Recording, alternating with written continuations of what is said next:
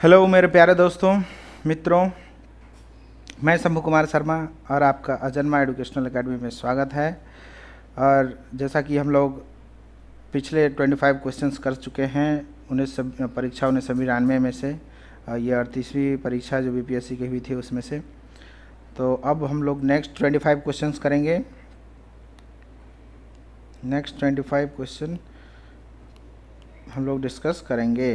ठीक है, इसमें भी मैंने 25 क्वेश्चंस लिया है और नेक्स्ट में भी मैं 25 ही क्वेश्चन लूँगा। तो मैं पहले भी वीडियो में आपको बता चुका हूँ कि मैं 25-25 क्वेश्चन लेकर इसको सॉल्व करूँगा।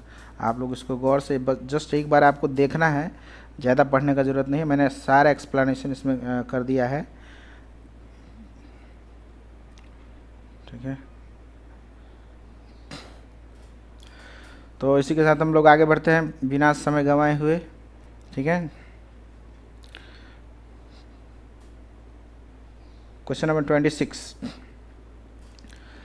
जय जवान जय किसान का नारा किसने दिया? बच्चों, ये आपको पता ही होगा, बहुत ही इजी क्वेश्चन है। लाल बहादुर शास्त्री थे। और उस समय मैं बताना चाहूँगा इसके बारे में कुछ इतिहास है कि कैसे उस समय लाल बहादुर शास्त्री जी ने अमेरिका से सहायता मांगा था और अनाज के लिए, क्योंकि उस समय हमारे देश में अकाल पड़ रहा था, स्थिति हमारी बहुत गंभीर थी, हम दाने दाने के लिए मोहताज थे। और उस परिस्थिति में उस समय ये भी 1962 की बात कर रहा हूँ मैं। 1962 में आपको चाइना वर्सेस इंडिया का वार चल रहा था। और इस वार में इसी वार को देखते हुए अमेरिका ने हमें कुछ नहीं दिया था, ताकि वो ऐसा कह के टुकरा दिया कि आप चाइना से युद्ध कर रहे हैं और हमसे खाने के लिए मांग रहे हैं। तो ये कैसा दोहरी बात है।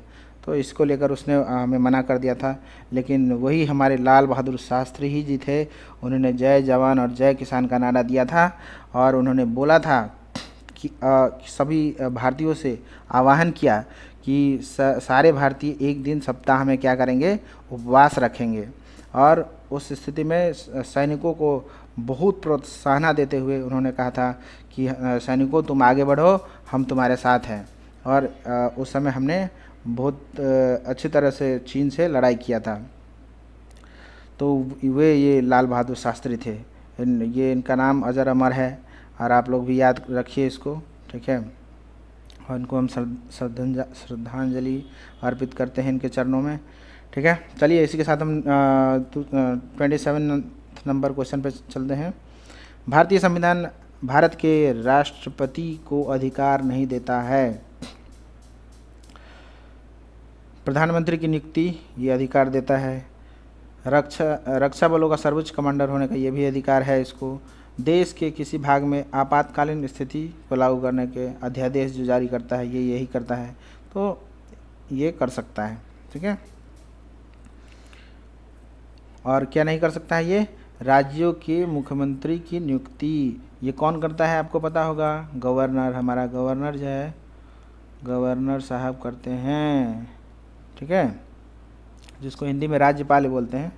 तो ये हमारा आंसर होगा इसमें। ठीक है,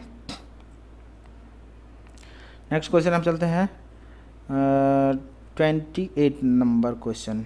राइट, भारतीय संविधान के लिए प्रथम संशोधन विधेयक है कब लाया गया था?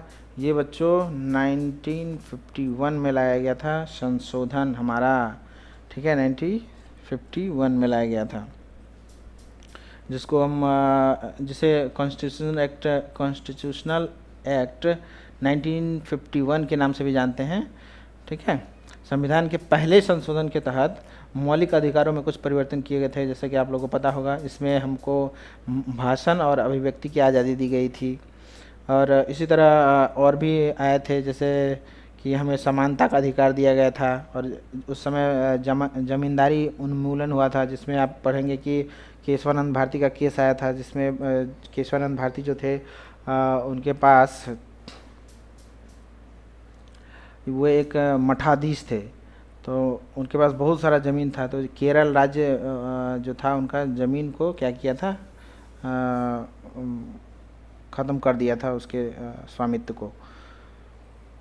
ठीक है, ये सब याद रखिएगा आप लोग। ये चलिए इसी के साथ हम चलते हैं 29 क्वेश्चन में। सिक्किम भारत का एक राज्य बना था। सिक्किम कब बना था? ये आंसर है इसका 36वें संशोधन के अंतर्गत। आपको मैं बता दूं कि 1975 में सिक्किम की स्थिति को बदलने के लिए एक वहाँ के पर्सन थे, काजी लहेंदुप दोरजी। आप याद कर लीजिएगा इनका नाम। ये इन्होंने ही क्या किया था, पहला सिफारिश किया था, ठीक है, जिससे कि बाद में चलकर जो 22वां राज्य बना है हमारा, ये जो सिक्किम है हमारा 22वां राज्य बना है। तो इसको भी याद कर लीजिएगा आप लोग। ये 23 अप्रैल 1975 को लोकसभा में संविधान संशोधन विधेयक लाया गया था, पेश किया गया था, और इसको 299 वोट मिला हुआ था, मतलब 200 इसके समर्थन में थे और 11 नेगेटिव में थे। तो उसके तहत इसको दिया गया था दर्जा। और मैं बता दूं आपको कि 35वें संविधान संशोधन में इसको सह राज्य के रूप में भारत का भाग बनाया गया था।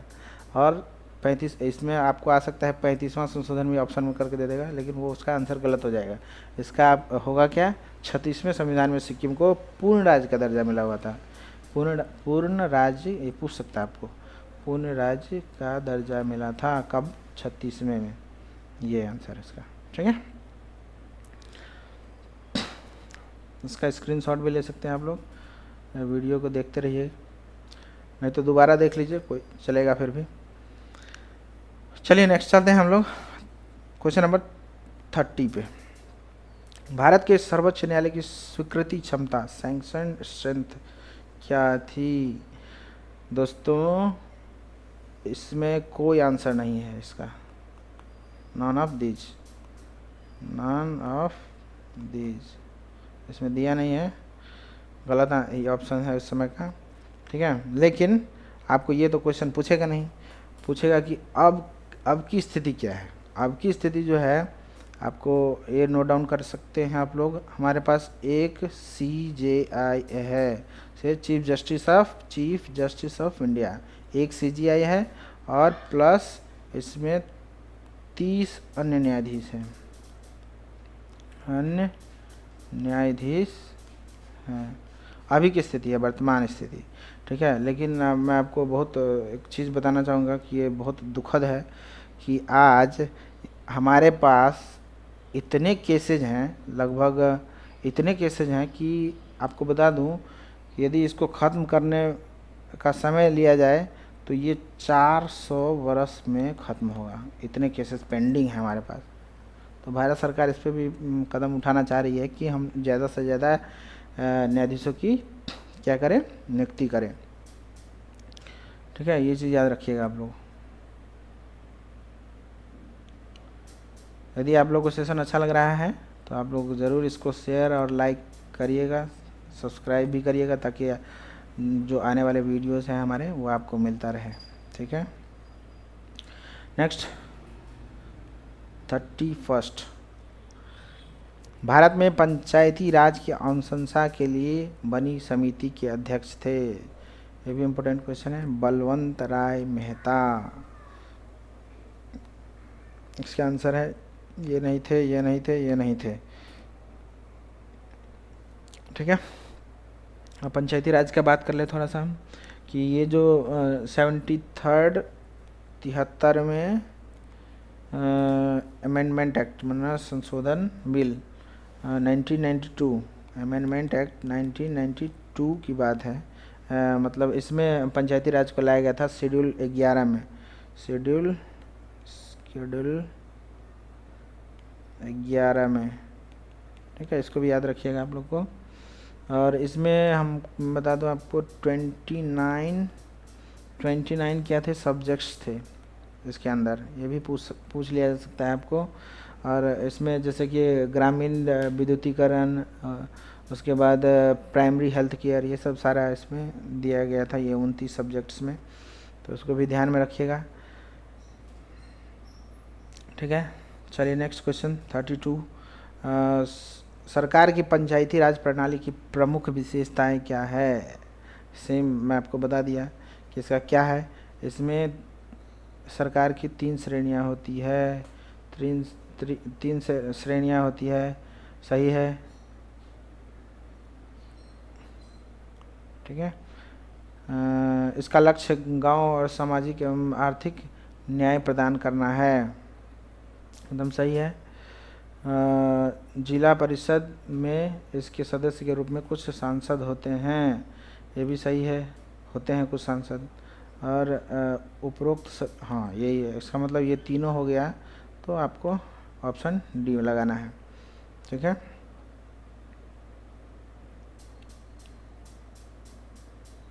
अच्छा, 3 श्रेणियाँ कौन कौन से आपको पता है? 3 श्रेणियाँ हो गया ग्राम सभा, ठीक है, उसके बाद आगे आपको ग्राम पंचायत, और फिर आता है आपको जिला परिषद, ये वाला। ठीक है, ये 3 याद रखिएगा आप लोग। चलिए क्वेश्चन नंबर हम 33 पे चलते हैं। कौन से प्रसिद्ध भारतीय गुरुदेव के नाम से जाने जाते हैं? सर्वविदित क्वेश्चन है, इसको बताने का जरूरत नहीं है, रविंद्रनाथ टैगोर जी थे। ठीक है। क्वेश्चन नंबर 34, महात्मा गांधी अपना राजनीतिक गुरु किसको मानते थे? ये भी इम्पोर्टेंट क्वेश्चन है, इसको ये ध्यान में रखिएगा। ये थे गोपाल कृष्ण गोखले। ठीक है, ऑप्शन डी आंसर। ठीक है, नेक्स्ट चलते हैं हम 35 नंबर क्वेश्चन पे। साइमन कमीशन पहली बार भारत आया था, कब आया था? साइमन कमीशन कब भारत आया था? 1928 में भारत आया था। और साइमन कमीशन के बारे में बता दूंगा, साइमन कमीशन आया क्यों था, इसका मकसद क्या था, ये पता है आप लोग को? एक्चुअली साइमन कमीशन जो आया था, ये एक जांच करने के लिए आया था। क्या जांच करने के लिए आया था? कि भारत इस लायक हो पाया है कि नहीं कि इसको संवैधानिक अधिकार दिए जाए। ठीक है। साइमन कमीशन का जो नियुक्ति हुआ था, ब्रिटिश प्राइम मिनिस्टर जो थे उस समय साइमन, सर जॉन साइमन के नेतृत्व में की गई थी। और इसमें लगभग 7 सदस्य थे, जो कि ब्रिटेन के संसद के मनोनीत सदस्य थे। ठीक है, उन्हीं को सेलेक्ट करके भेजा गया था। ठीक है। इसी कारण इसको आप लोग पता होगा कि श्वेत कमीशन भी कहा जाता है। और इसका जो घोषणा हुआ था, ये 8 नवंबर 1927 को ही कर दी गई थी। और ये जो भारत में आया था, ये डेट याद रखिएगा आप लोग, 3 फरवरी 1928 को। ठीक है, यही है वर्ष 1928। कभी कभी डेट लगा के भी पूछ लिया जाएगा, तो इसको याद रखिएगा आप लोग। 3 फरवरी 1928 में साइमन कमीशन आया था। साइमन कमीशन के बारे में बता दिया मैं। Next question, question number 36, Congress party ने किस वर्ष पूर्ण स्वराज का प्रस्ताव पारित किया? ये आंसर जो है आपको 1929 में है। इसका भी एक इतिहास है, क्यों 29 में हुआ था।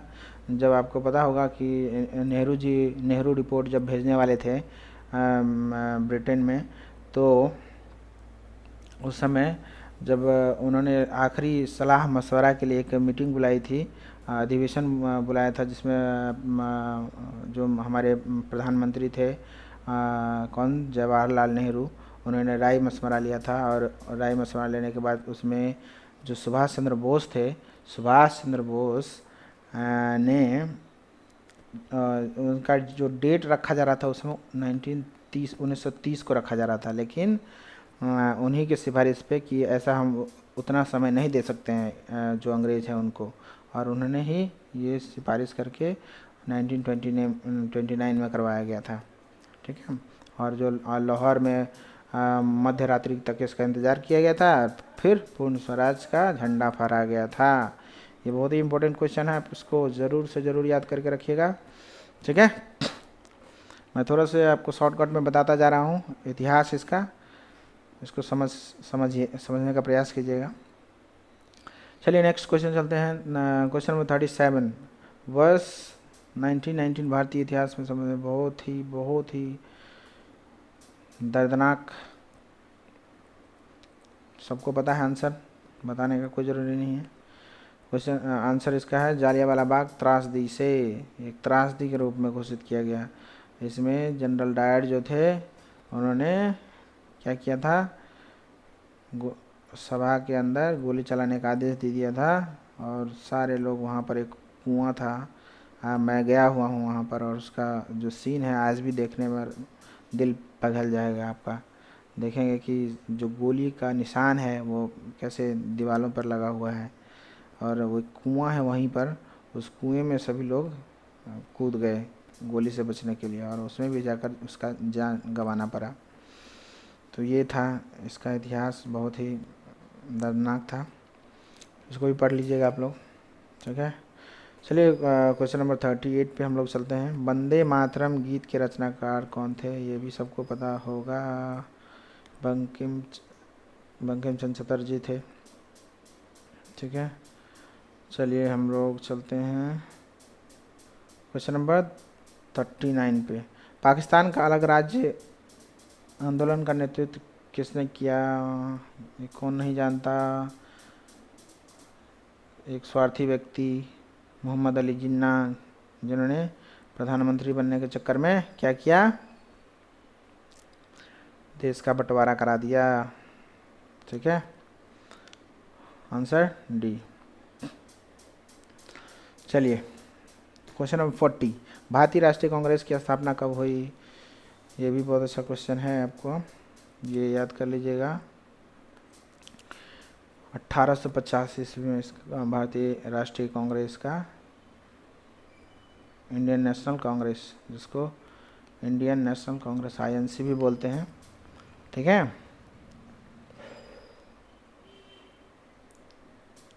चलिए नेक्स्ट क्वेश्चन, क्वेश्चन नंबर 41, कौन से प्रसिद्ध भारतीय नेता सीमांत गांधी के रूप में जाने जाते हैं। सीमांत गांधी, जो खान अब्दुल गफ्फार खान, सीमांत और बलूचिस्तान, आप पता है कहाँ है, पाकिस्तान में, के एक महान राजनेता थे, बहुत बड़े राजनेता हैं। इनका सारा कार्यकलाप जो मिलता है आप देखेंगे कि हमारे राष्ट्रपिता गांधी जी से मिलता है, ठीक है। इन्होंने ही भारत की स्वतंत्रता में भाग लिया था, इन्होंने भी, और एक अहम भूमिका निभाई थी, और अपने कार्य और निष्ठा के कारण इन्हें सीमांत गांधी, इनको बच्चा खान भी बोला जाता है, और बादशाह खान के नाम से भी जानते हैं। तो कोई भी ऑप्शन देकर आपको पूछ लिया जाएगा तो इसको याद रखिएगा, इसको बच्चा खान या बादशाह खान, ये सब इनका नाम है, ठीक है। गांधी जी की तरह अहिंसा के लिए जाने जाते हैं, और बच्चों इनका जो लक्ष्य था, इनका भी लक्ष्य वही था कि ये हमारा भारत देश जो है संयुक्त हो, स्वतंत्र हो और धर्मनिरपेक्ष हो, और इसमें कोई हिंदू और मुसलमान और सिख ईसाई की कोई बात नहीं हो, अलग अलग स्टेट नहीं बने, ये इनका भी मानना था, जैसा कि अपने गांधी जी का मानना था, जिसके लिए उन्होंने 1920 में खुदाई खिदमतगार का मतलब आप लोगों को पता है कि मतलब ईश्वर के द्वारा बनाई गई दुनिया, इस नाम से एक संगठन का स्थापना किया था इन्होंने, जिसको आप लोग लाल कुर्ती आंदोलन भी बोलते हैं। लाल कुर्ती आंदोलन, ये पूछ लिया जाएगा आपको, लाल याद कर लीजिएगा, लाल कुर्ती आंदोलन, ठीक है, सीमांत गांधी। चलिए नेक्स्ट चले हम लोग, चलिए क्वेश्चन नंबर 42, द्वितीय विश्व युद्ध के समय ब्रिटेन के प्रधानमंत्री कौन था, ये याद कर लीजिएगा।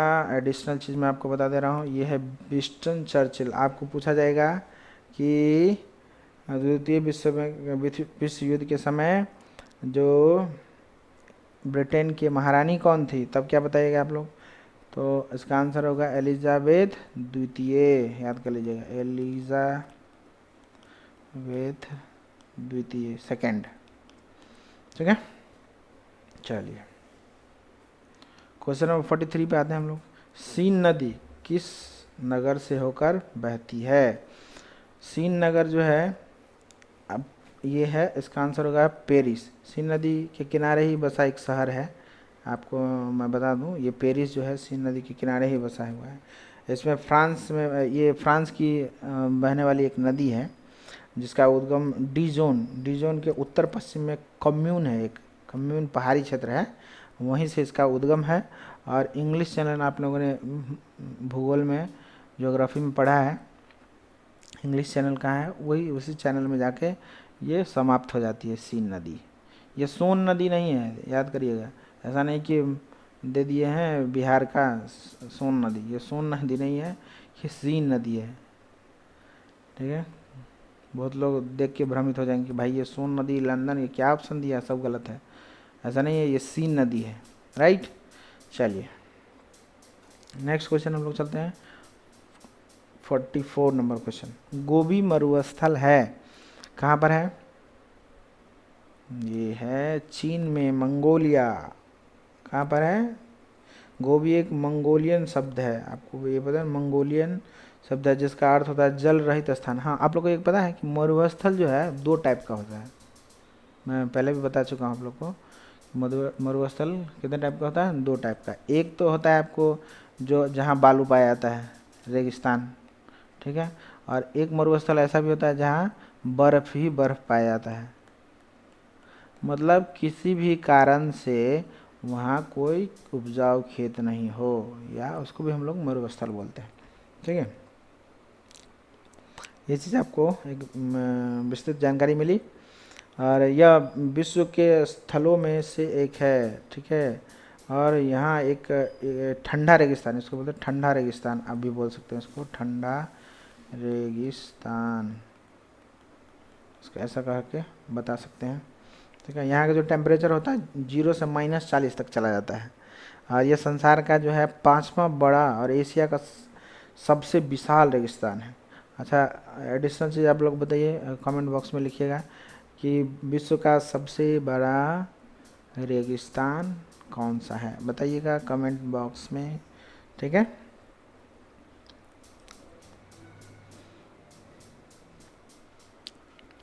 यहाँ जो वर्षा होती है ये 50 से 100 mm तक होती है। ठीक है, और गर्मी मौसम में ही यहाँ पर सबसे ज़्यादा बारिश होती है, उल्टा है, आप लोग याद करके रखिएगा इसको।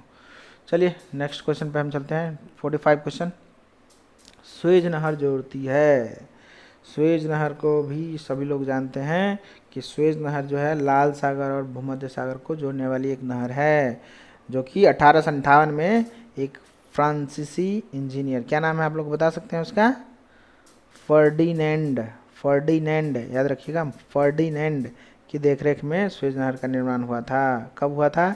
1858 ईस्वी में, जिसकी लंबाई है 168 मीटर और चौड़ाई इसका 60 मीटर है। ये चीज़ याद कर लीजिएगा आप लोग। ठीक है, और गहराई है इसका 16.5 मीटर। इसको जो समय लगा था ये 10 वर्ष में बना था ये। ठीक है, दुनिया का, मैं आपको बता दूँ एक एडिशनल इन्फॉर्मेशन कि 10% व्यापार इसी नदी से होता है, स्वेज नहर काफ़ी चर्चित है, इसके बारे में आप लोग पढ़िएगा। ठीक है, यदि आप लोग को चैनल अच्छा लग रहा है तो आप लोग ज़रूर इसको लाइक एंड सब्सक्राइब करिएगा। ठीक है,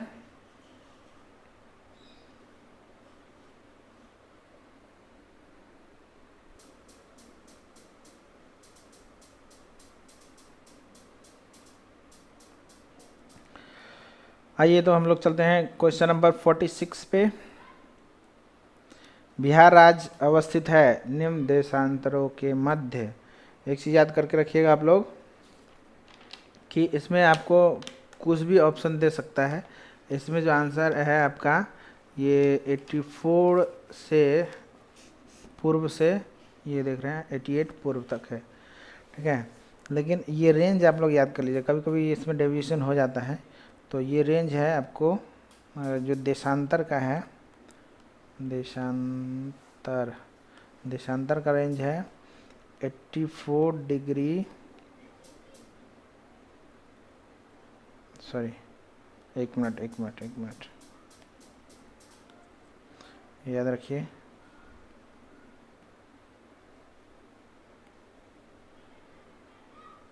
एक मिनट, 82 डिग्री 19 मिनट और 50 सेकेंड से लेकर और 88 डिग्री 17 मिनट और 40 सेकेंड।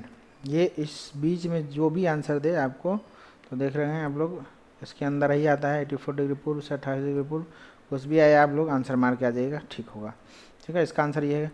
एडिशनल इन्फॉर्मेशन आप लोग और ले लीजिए इसका कि अक्षांश का पूछेगा आपका, जो अक्षांश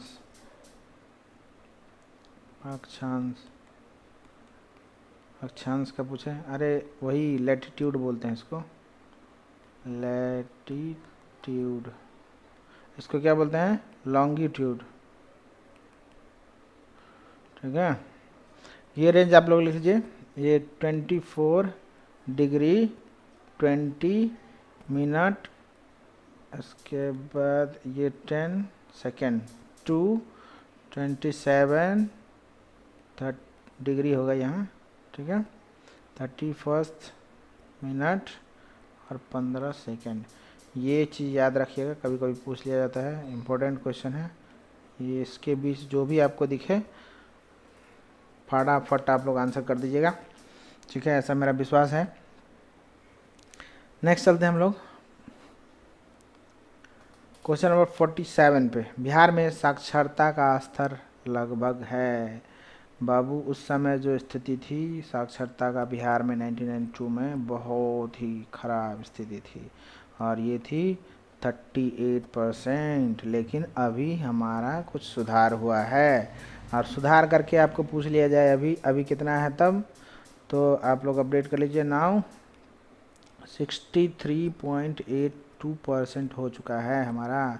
हम लोग पढ़ के अच्छे होते जा रहे हैं अब। और इसमें जो हमारा पूछ देगा कि सबसे साक्षरता वाला डिस्ट्रिक्ट कौन सा है, एक एडिशनल इन्फॉर्मेशन है, याद रखिएगा। रोहतास जो सासाराम रोहतास है वो ये वाला डिस्ट्रिक्ट है। ठीक है, इसको याद रखिएगा। और आपको ये भी पूछ लिया जाए कि पुरुष में साक्षरता दर क्या है, तो तब क्या करिएगा आप लोग, तो वो भी आप लोग याद कर लीजिए। 73.4 ये था मेल का। और फीमेल में पूछ लिया जाए तो फीमेल में 53.3। पहले से बहुत ही अच्छा हुआ है हम लोग का स्थिति, तो उसको याद रखिएगा आप लोग, ये पूछ लिया जाएगा आपसे। चलिए, इंफॉर्मेटिव क्वेश्चन है। Question number 48। भारत में बिहार की जनसंख्या है। चलिए, ये है आपका तीसरी सबसे अधिक। तो सर पूछेगा कि सर पहला नंबर पे कौन है, तो बच्चों पहले नंबर पे आता है उत्तर प्रदेश। ठीक है, तो पूछेगा सर सेकंड नंबर पे कौन है, तो ये है महाराष्ट्र। थर्ड नंबर पे अपना बिहार। ठीक है, थर्ड नंबर पे बिहार आता है। चलिए नेक्स्ट क्वेश्चन नंबर 49। मुंडा जनजातियां अधिकांशतः बसी है। ये कौन नहीं जानता, सभी लोग जानते हैं इसका आंसर। बिरसा मुंडा कहाँ के थे? बिहार के। अभी कहाँ के हैं? झारखंड के। झारखंड पहले कहाँ था? बिहार में था सर। अच्छा, बिहार में था तो कब ये सर बट गया? सर ये 2000 ईस्वी में बट गया सर। ठीक है, बहुत अच्छी बात, तो याद रख लीजिएगा आप लोग इसको।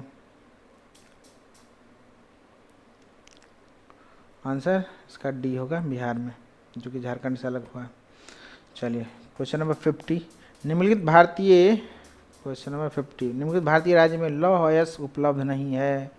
चलिए भाई, अपने बिहार में तो है, झारखंड में, मध्य प्रदेश में भी है, उड़ीसा में भी है, ये पंजाब में ही नहीं है। चलिए, तो इसका ऑप्शन जो होगा ये पंजाब होगा आंसर। ठीक है, इसको याद करिएगा आप लोग।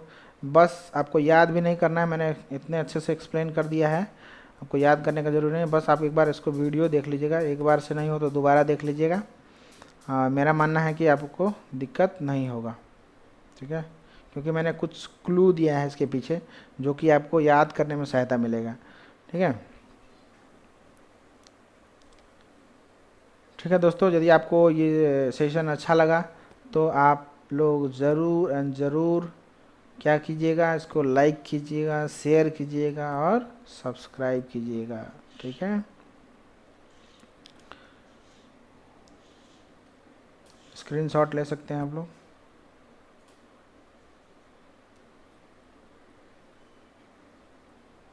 ठीक है दोस्तों, तो इसी के साथ हम इस सेशन को समाप्त करते हैं। बहुत बहुत धन्यवाद, thank you so much, okay bye.